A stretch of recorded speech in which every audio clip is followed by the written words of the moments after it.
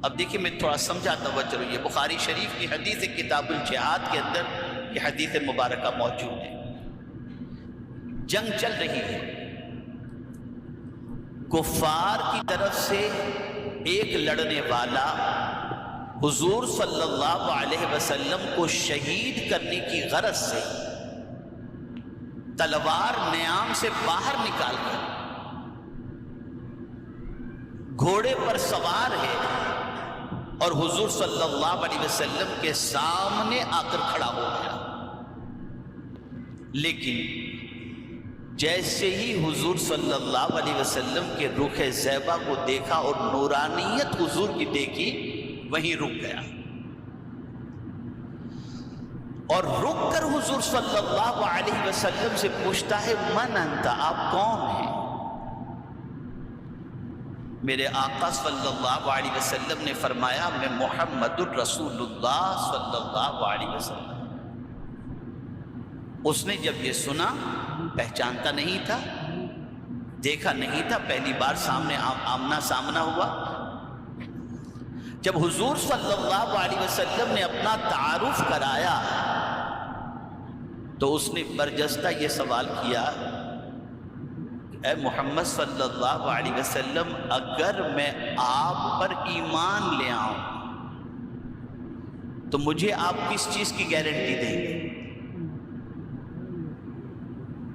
آقا کریم صلی اللہ علیہ وسلم نے ارشاد فرمایا اگر تو ایمان لاتا ہے تو میں تجھے جنت کی ضمانت دیتا ہوں۔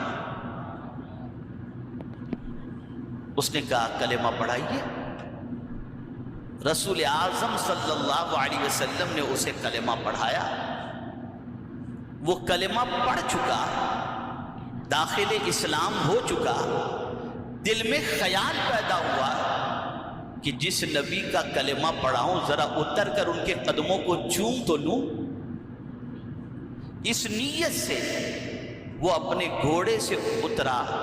اب جیسے ہی اترنے جا رہا تھا کہ پیر پھسلا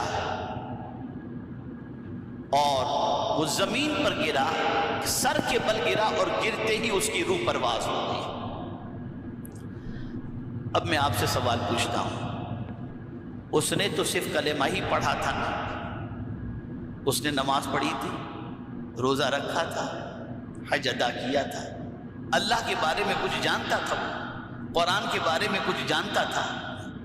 اس نے تو ایک رسول کی بات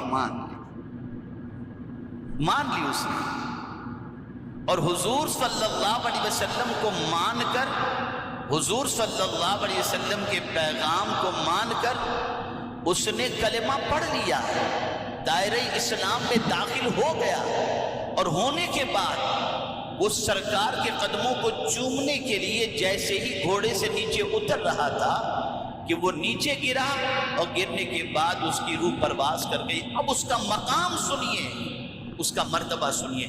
ساری دنیا کے غوث قطب ابدال مل کر کے بھی اس صحابی کے مرتبے کو نہیں پہنچ سکتے۔ تو انہوں نے مانا نا حضور کو، جانتے تو کچھ بھی نہیں تھے، جانتے تو کچھ بھی نہیں تھے۔ اور پھر میں ان کے عقیدے پر اور ان کی سوچ اور ان کے سوال پر قربان کہ قبول اسلام سے پہلے حضور صلی اللہ علیہ وسلم سے عرض کرتے ہیں میں اگر کلمہ پڑھ لوں تو آپ کس چیز کی ضمانت دیں گے؟ پتہ یہ چلا کہ ایک کافر کا بھی عقیدہ ہے اور تھا کہ حضور اگر کسی چیز کی ضمانت دے دیں تو حضور وہ اسے عطا فرمانے کی طاقت رکھتے ہیں، اور جب سرکار نے فرما دیا میں جنت کی ضمانت دیتا ہوں تو وہ فوراً آنکھوں سے اسلام میں قدم رکھنے کو تیار ہو۔ تو ماننے کا نام ایمان ہے۔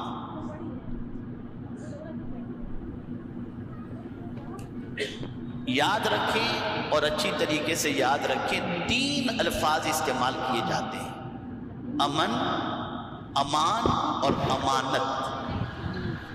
امن، اس کو تھوڑا سا سمجھیں۔